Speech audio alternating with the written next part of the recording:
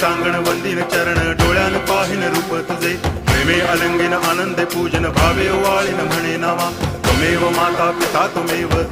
बंधुश्च सखा त्वमेव विद्या करुणं त्वमेव सर्वं मम देव कायेन वाचा मनसेन्द्रियैर्वा बुद्ध्यात्मना वा प्रकृति स्वभावात् करोमि यद्यत् सकलं परस्मै नारायणायति समर्पयामि अच्युतं केशवं रामनारायणं कृष्णदामोदरं वासुदेवं हरि गिरिधरं माधवं गोपिकावल्लभं जानकीनायकं रामचन्द्रं भजे हरे राम